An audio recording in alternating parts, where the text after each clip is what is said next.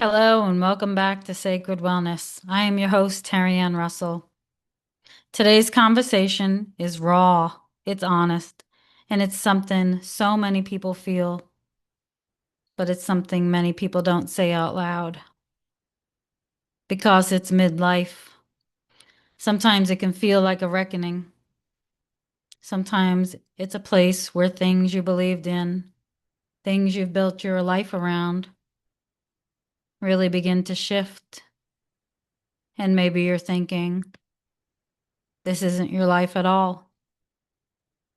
What about what you thought was, isn't? There comes a moment when we all begin to look back at our life. We look over relationships, at choices we've made, at life, at the life we thought we were building. And then we realize what you thought it wasn't. I call that really when you're lifting the veil of illusion. What you've believed for so long is not necessarily true anymore. What you believe to be real, or your beliefs and thoughts, what you conditioned, what you were conditioned to believe and think, now all of a sudden is not true. When the veil of illusion is lifted, there's a realization. It can be very disorienting, very painful, and even very unsettling. But this is also where the truth begins. For me, the veil of illusion was lifted way back in 2001, a mere almost 5 years ago. I remember thinking to myself, my whole life was a lie. What I expected from others, I didn't get. What I thought my life was not. It was actually really painful to go through this lifting of this veil of illusion for me. Words, thoughts, patterns that I acknowledged that I thought I wasn't even who I really was. And so that can be very unsettling. And today we're going to dive a little deeper into why those things are and why we expect when we give to others, we expect the same in return. If you're like me and you're listening today and you're a mother, a wife, a friend, a sister, a daughter, many of us move through this life we have and we give and we give and we give. We give so much of ourselves. Often within that given, we lose pieces of ourselves. If you're like me and you love deeply, you feel everything so deeply. You show up fully, you fully commit, you're totally all in. But somewhere along the way, something happens. You begin to expect others to give you what you give. You begin to expect that it'll be returned. Begin to expect that the same effort, the same care, the same love will be given to you. And when it's not, it leaves you in a deep disappointment. Often there's a quiet question. I get this question a lot from many of my viewers and clients is, was it ever even real? But here's the deeper truth about all of this. Not everyone will love you or give to you the way that you do. And it doesn't diminish who you are, but it does invite you to be aware. When we're going through midlife, we're not only shifting through this physical, but we're moving through emotional, spiritual, mental. All of these changes are so significant in our life. Often we pray, we trust, and we wait for the right time. We hope things will change. And there is a time, honestly, quite honestly, when your children are younger and they need you more often, there is a time for you to be able to give. But it's that part of us in midlife when we are going through these changes, when our body shifts, our energy changes. Maybe our mind isn't as sharp as it used to be. And maybe emotionally, right? Things can feel closer to the surface. They can feel raw, they can feel real. It can leave you wondering, have you always been this other person and now you're becoming this new person? Or maybe you were never that person at all and you were just conditioned to believe the things you believed. All of this space where you're questioning yourself can feel very uncomfortable.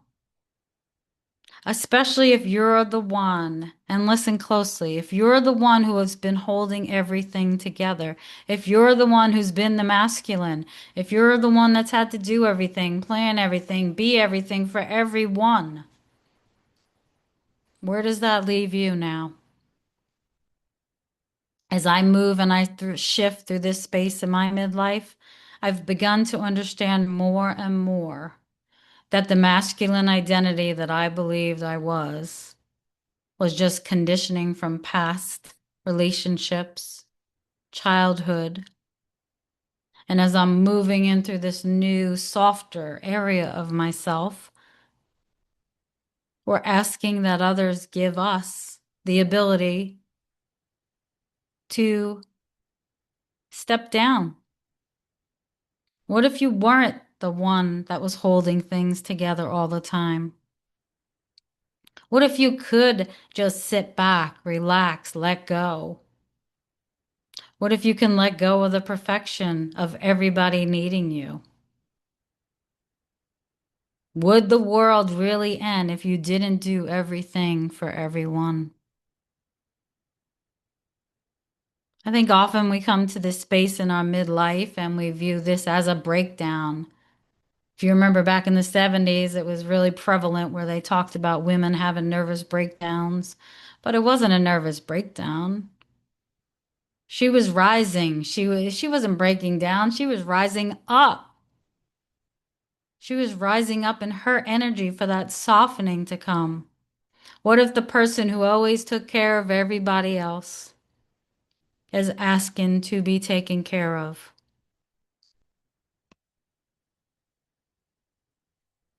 Emotions play a lot into the role that we play through midlife because often during my generation, which is Generation X, we've been taught to suppress feelings and emotions. We've been taught to push it all down, to stay strong, to keep going at any expense.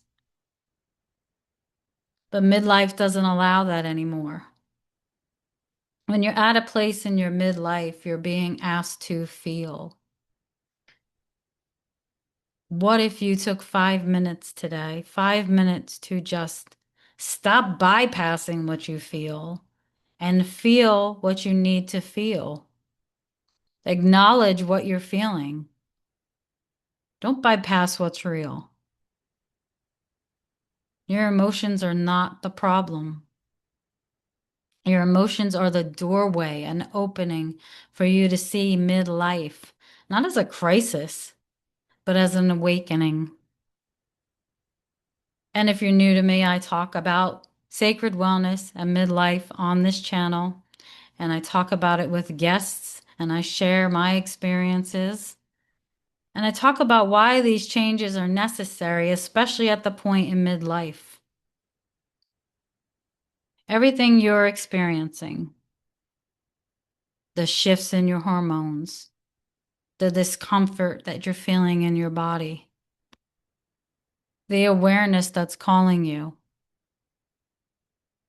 to make these changes. These are all necessary. You cannot step into a more aligned version of yourself while you're holding on to what no longer fits you. Does that make sense? You cannot step into a more aligned version of yourself while you're holding on to what no longer fits in your life. And I know it can be scary. I get it. Midlife comes in, it roars like a lion, it strips away these things, these illusions, these expectations, these roles that we played. And it strips it away. It was like pulling these words off of me that I believed about myself. But now it's so clear. And as you're moving through this season, a lot of people that are with me here in the midlife conversation, sharing their emotions and feelings today, I ask you to take a moment, find a peaceful place in your life, a peaceful place that you go to, that you can retreat, that's yours. Maybe it's hidden away in your yard. Maybe it's in your bedroom, or maybe it's in your bathtub. Take some time away for yourself and ask. I hold my hands on my heart and I ask body, mind, and soul, what is being stripped away? What are these illusions that I'm letting go of? What was the role that I played? And where am I moving to in my life? Give yourself some time today. Time to stop the madness, time to stop the running, and really just attend to what it is that you need. What if every single person on the planet, and I talk about this often because it's so important to me, what if every person on the planet meditated for 5 minutes? And then what if it was 10 minutes? And then what if it was 20 minutes? If every person on the world meditated from a young age to an old age, the world would shift tremendously because it gives our body, mind, and soul time out. It gives it a time out to allow us to be in a space of not doing. And I know there's so many out there that have written to me. There's so many out there that say you cannot slow down. You can slow down. You can give yourself 5 minutes. You deserve 5 fucking minutes to yourself to do this process, this practice that you can do so easily in your own home, in your private space. Let's talk a little bit about tips to help you move through this season of midlife. Tip one, I would say, is release the expectation of reciprocity. You give to others because it's who you are, not because of what you expect in return. And you give to others not to the point where you're exhausted.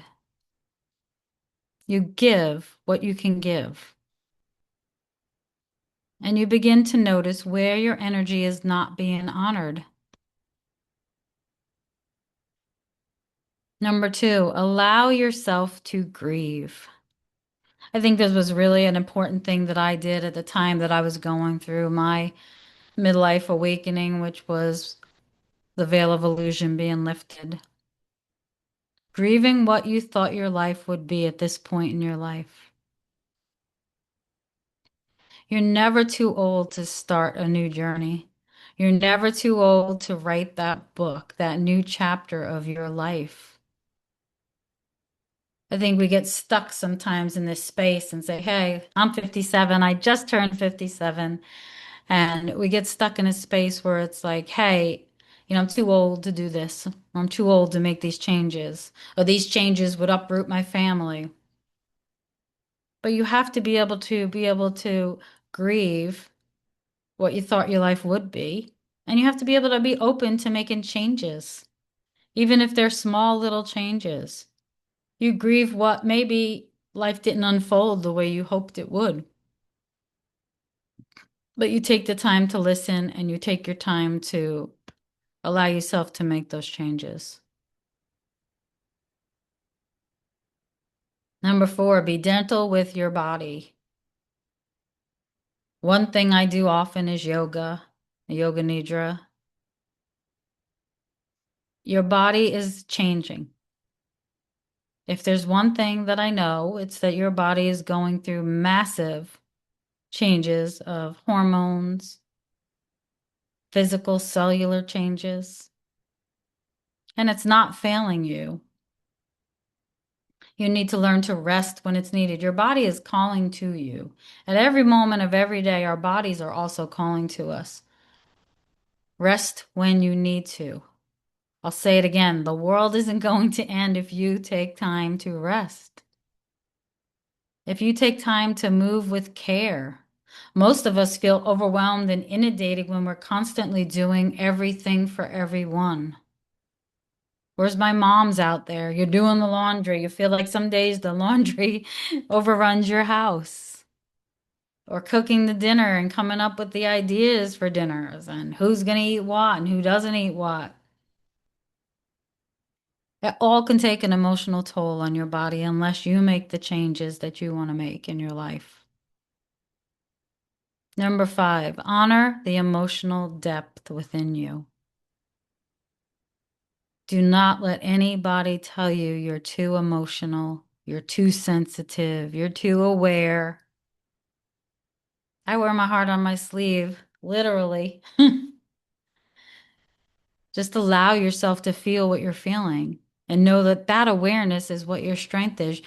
In midlife, our bodies, minds, and our souls are calling us together at this one point to redefine ourselves. So if you're asking yourself, who am I? Who am I really? Who am I without the roles, without the expectations, without the status, without the car, the house, the past, the present, the future? Who am I really? And that is where your new life can begin. What makes you happy? What gives you pleasure? And I'll be honest, there will come a period in this process when you're totally shut down and shut yourself out from the rest of the world, and it may be necessary for you to do. That happens to many, many women at this point in their life. And if you're one of them that happens to, it's perfectly okay that you're going through that. Don't let anybody tell you how you're supposed to live your life that hasn't walked a day in your shoes.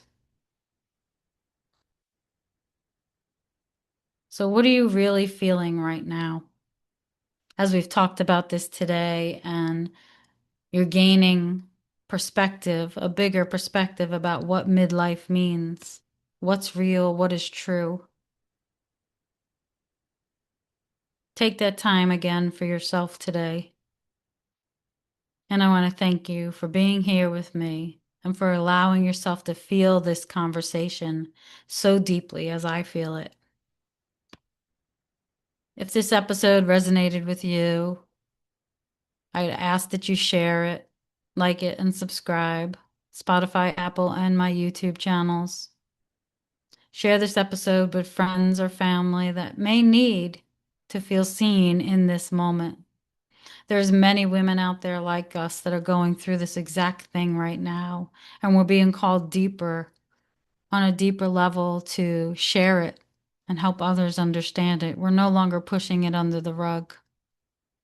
So if you feel called to go to a deeper place in your own healing and alignment and your own sacred wellness journey, connect with me through my links at Linktree and set up a session to work with me. Remember, you are not becoming less. You are becoming more honest, more aware, more aligned. And in that is your truth, and that is your growth. Thank you for joining me today, and I will be back next week with a new guest as we talk about more exciting topics. Until then, I hope you have a blessed and beautiful week.